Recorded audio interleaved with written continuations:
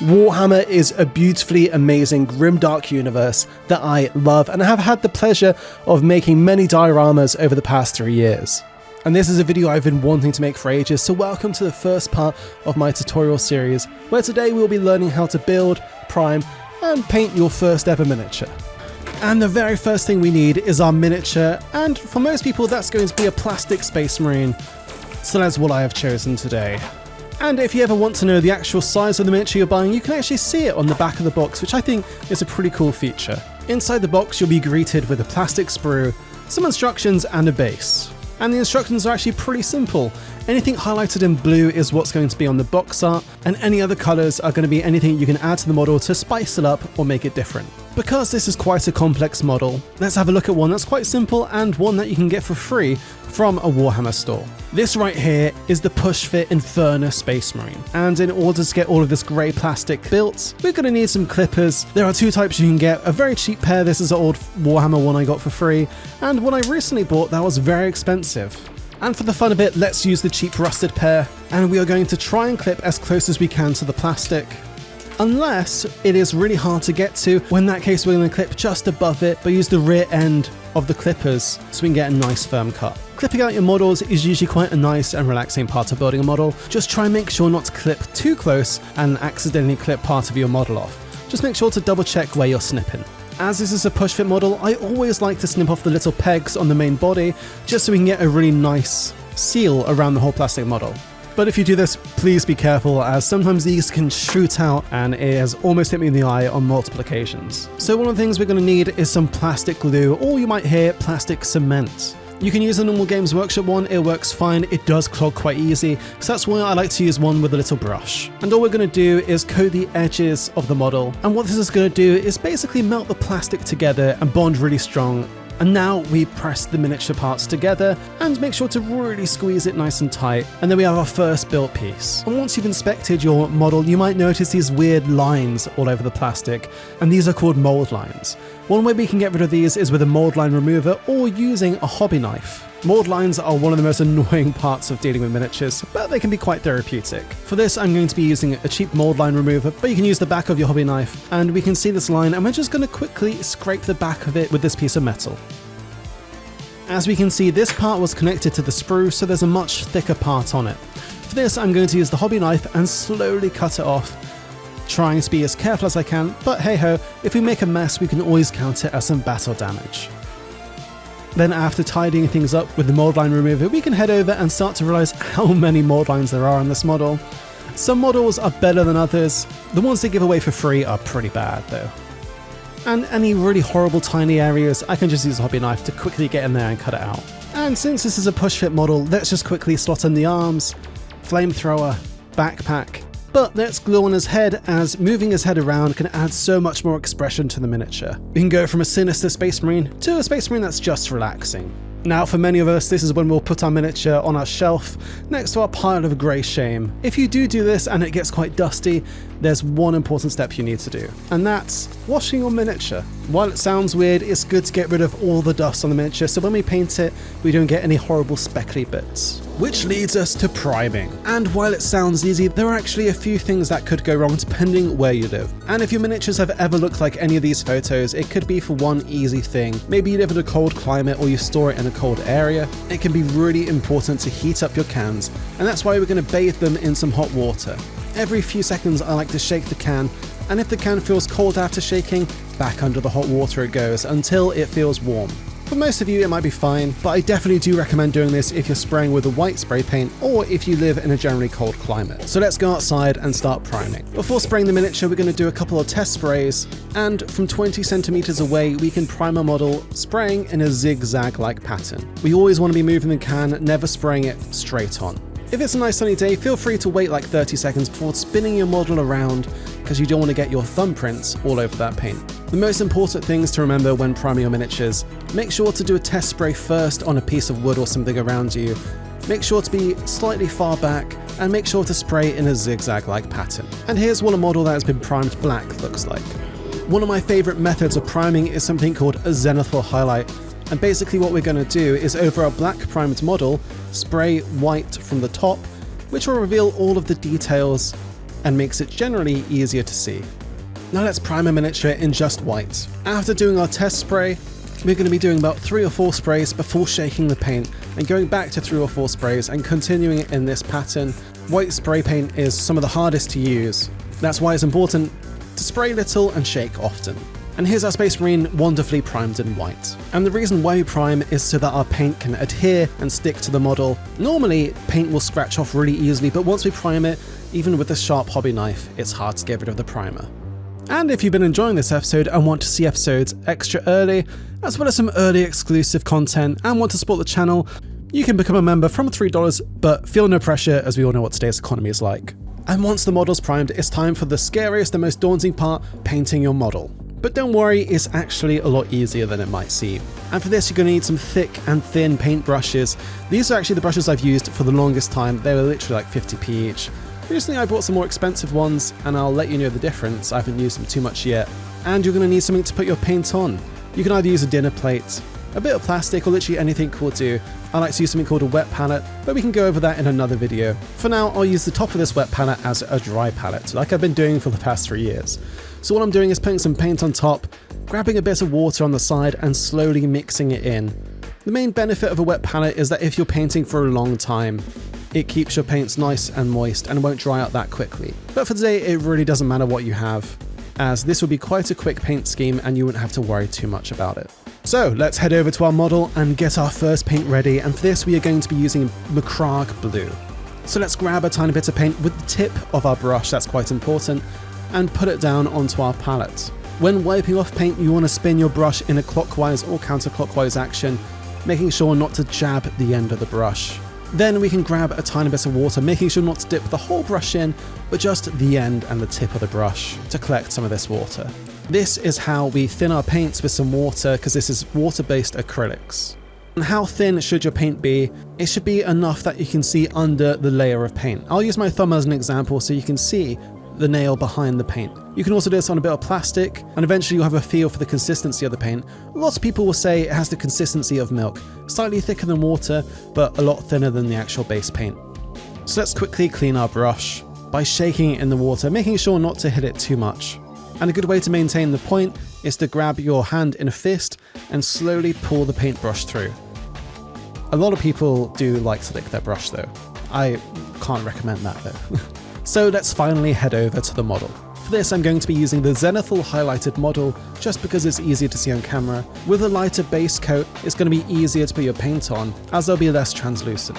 And when you're applying your first base coat, because we don't need to keep any areas white, we can literally just slap this everywhere. It doesn't matter too much how clean we are at the moment, so it's good just to get fun and messy. And I quickly switched over to a much bigger brush, because you might think using a smaller brush will add more detail, but we're not at that stage, so it's good just to literally slap it everywhere. And as you can see, our paint is wonderfully thinned, as we can still see the primer behind the paint, and this will allow us to see all the details in our model, making sure it looks crisp and sharp.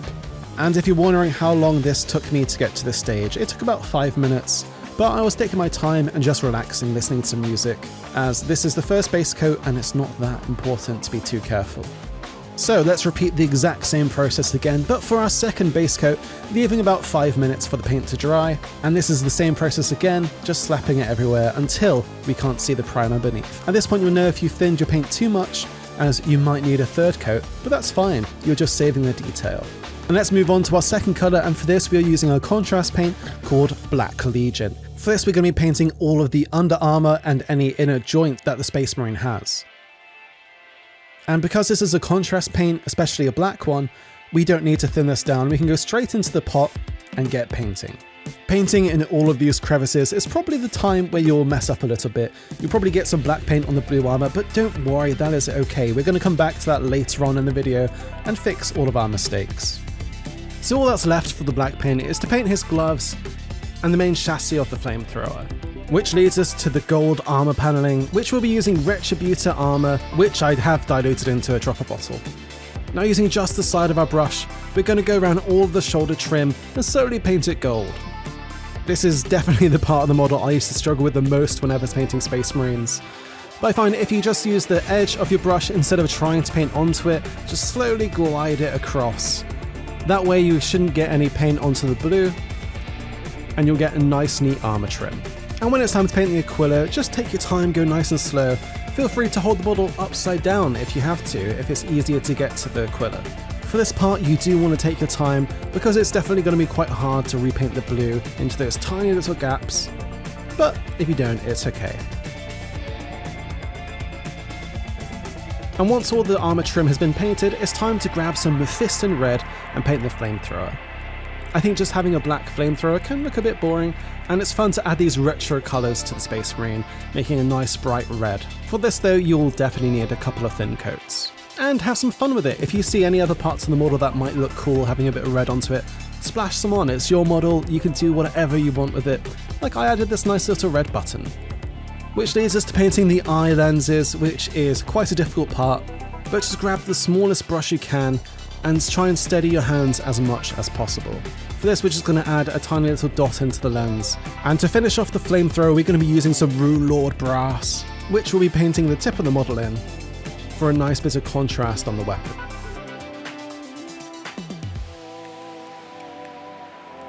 And for our final metallic, we're going to be using some Lead Belcher, which is a really nice silver, and we're going to paint all of the other metallic parts left on the model.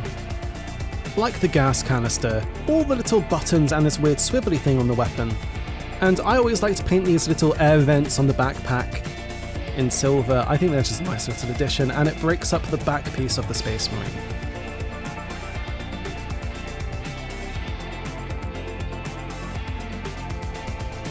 And there's these two tiny little button things on his arm, which is fun just to give a little coating of silver. And this is actually one of my favourite parts, where it's time to paint, or rather draw, all the dark recesses onto the model. And we're going to be using the Uni Pen Fine Line, which is waterproof and it won't smudge when we add some water or effects later on.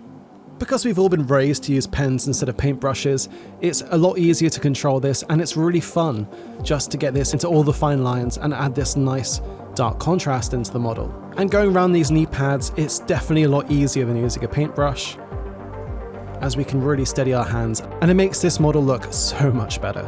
And once again, I'm showing you all the tiny little mistakes I'm making because we do come back later and neaten all this up.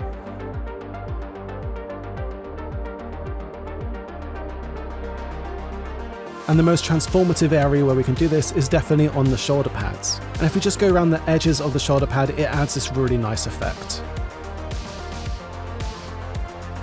And there we have it, it's already starting to look a lot better.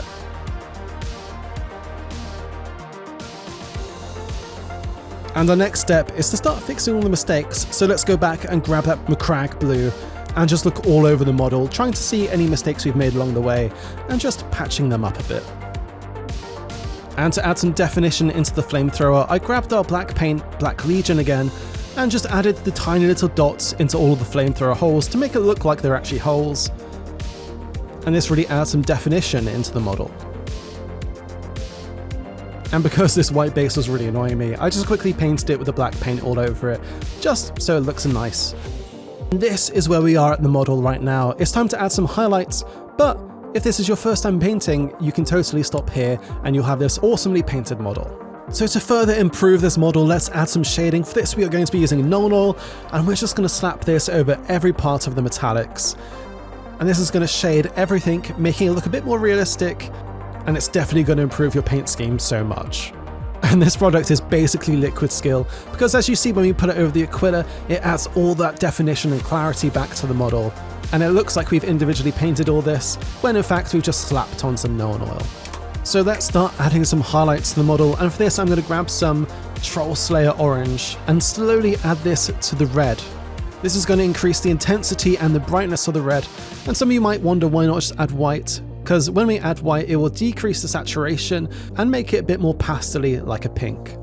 So if you're trying to increase intensity, it's usually better to use a brighter, more intense colour rather than just adding white to your paint. So when it comes to highlighting, I'm just going to slowly go over all the edges, and a good way to highlight the centre of a piece is kind of like by drawing hashtags all over the model, these small tiny lines, and then for this red it doesn't really matter because it's going to add this really nice kind of effect anyway, and sometimes messy highlights just look good. And for any of the black highlights, we are going to add some Ultramarine grey to the mix, which is a really nice light white, and it's probably the only white I can vouch for on the Games Workshop range, and this is the Air version, which is pre-thinned and works great. So after mixing this light grey with the black, it creates, well, as you imagine, a really nice light grey. And I'm just going to go over the edges of the black in this case, and it makes this really nice sharp detail. And I also added a tiny dot of pure orange into the lens for a nice highlight. And for when it comes to highlighting the blue, I chose Calgar blue, which is a slightly lighter shade of blue. And I'm adding barely any into the blue mix, just for a very subtle highlight, almost not really recognizable. But when you're painting these huge armor panels, it's kind of good to go very subtle at first, just to see what the paint looks like. And because Space Marines are so spherical in a lot of these areas, I kind of like to add semicircles and circles as highlights. That way it looks less messy. Because this is such a subtle increase of brightness, we can kind of do whatever we like and it looks like it's texture to the armor, rather than any mistakes. Here I am quickly covering up a mistake I made on the helmet with some freshly bright blue. With some fresh bright blue. And as you can see, with all the slightly lightened blue, it adds this really nice texture to the armor, and you don't really even have to be that careful with it. Just slapping it on, and making sure not to get it on any other parts of the paint, looks pretty good. There's just one huge thing we need to do to the model to finish it, and that's adding some transfers. If you've bought a box of Space Marines, you're likely to get one of these transfer sheets, and because we painted Ultramarines, we're going to use some Ultramarine transfers. First, we're just going to cut it out and grab it with our clippers, but make sure not to grab the extra transfer but the corners, and we can just dip it in some water for about this long, about 20 seconds. Then we're going to put some water on the shoulder pads. This was a bit dirty from the paint, so don't do that. But after dunking our transfer in, it'll be nice and soft, which means we can get our paintbrush and slowly remove the transfer and put it onto the shoulder pad. And this is where the hard part is. We're going to have to try our best and line up the transfer so that's nice and perfectly in center, which does take a while. I generally leave this an hour before touching it or doing anything else to the shoulder pad. And here he is. If I was a beginner starting to paint miniatures, I would be so happy to be able to paint this. I'll throw up what I painted on the screen now for my first ever miniatures. And as always, I've been Reese. Let me know what you want to see in the next tutorial. And as always, I'll catch you in the next one. Let's have a close-up to see what this looks like. And yeah, I think it looks pretty good. Make sure to like and subscribe if you enjoyed the episode, and I'll catch you in the next one.